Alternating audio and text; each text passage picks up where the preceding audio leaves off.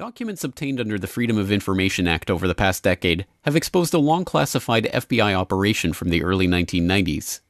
This operation, dubbed PATCON for Patriot Conspiracy, involved FBI infiltration of the militia movement, including the very circles that McVeigh himself, model soldier and Special Forces recruit, was now moving in. Attorney Jesse Trenadu has been one of the most outspoken voices about the PATCON operation and how it relates to the events in Oklahoma City. As I pursued this over the last 16 years and lots of lawsuits and fights with the FBI, I stumbled across an operation that the FBI called PATCON, P-A-T-C-O-N. PATCON was an acronym for Patriot Conspiracy. Mm-hmm. And the FBI began to distance itself from PATCON when I was probing. And they said it was just a simple operation where they were going to infiltrate some militia folks in Alabama who had stolen some night vision goggles from a military base and were selling them. But it was clear to me that PATCON was bigger than that, much, much bigger. And there were PATCON operations going on all over the country. And they referred to them as PATCON Group 1, PATCON Group 2, PATCON Group 3. PATCON, meaning that's the FBI's name for their wide-scale, you say, investigation and infiltration of the radical right in the early, mid-1990s.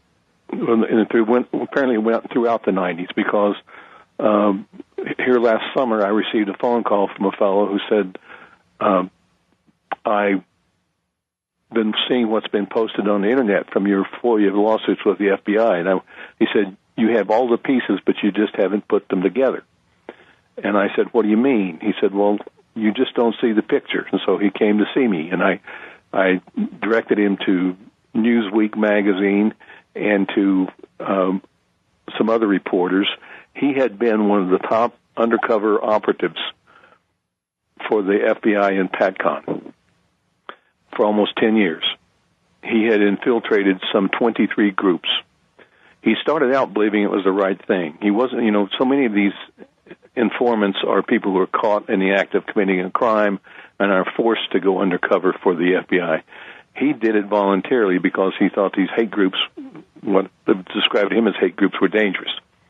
In hindsight, he said he looked back on it and he sees now that the agenda was to infiltrate and incite the militia movement, the right-wing Christian movement, the violence, so that the Department of Justice could crush them. He said that Ruby Ridge was a PATCON operation. He said that Waco was a PATCON operation. He believed that Oklahoma City was, but he wasn't involved in it. But he did say that other members of the PATCON group were involved in Oklahoma City. The indications of government participation and cover-up in the bombing itself continue to mount and mount. And they paint a very different picture of McVeigh than that of the lone wolf bomber that the government and media have spent 20 years asking us to believe in. But why? If there was government complicity in the plot to blow up the Murrah building, why would this be so? What would the government stand to gain from this? Firstly, PATCON gained its objective of discrediting militias, gun rights groups, and those concerned about governmental overreach once and for all in the mind of the American public. The United States of America, they believe that the United States government is prepared to usurp the Constitution and break down doors and confiscate guns. Am I lying to these people, Bob Fletcher and Jim Trockman? John Trockman. John, sorry, it says John here. You believe this? No, not quite like that. Not the U.S. government. Which government? The one world government? Yes, sir. The United Nations? Yes, sir. And you're in the woods now, and you're not, neither of you, you're not in the woods? No. Yeah, you're from Montana, the city of Knoxon? Yes, sir. The little town of Knoxon. 350 people. Maximum. Aha. And you living in the woods? No. No, you're not. Is anybody in Montana? Just their plain homes. You're sitting next to Ray Southwell, who does, from Michigan. You gather in the woods, don't you? In Michigan? When we train? Yeah. That's correct. But you're not living there. I don't quite understand when you say living there. I live in northern Michigan, and I have 20 acres that I live on, and there's a house there. Right.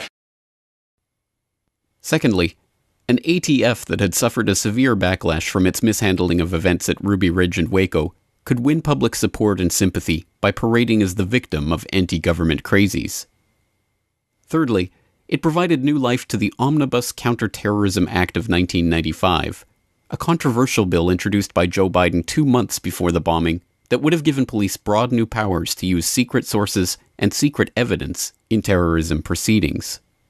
Widely denounced as an affront to civil liberties, the bill was languishing in committee.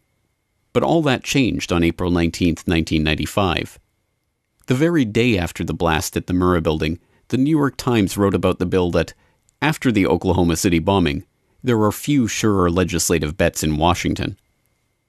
The legislation morphed into the Anti-Terrorism and Effective Death Penalty Act of 1996 and was passed the next year, with President Clinton specifically linking the bill to the bombing in his signing statement. Years later, Biden claimed that his original bill was the core of what eventually became the Patriot Act.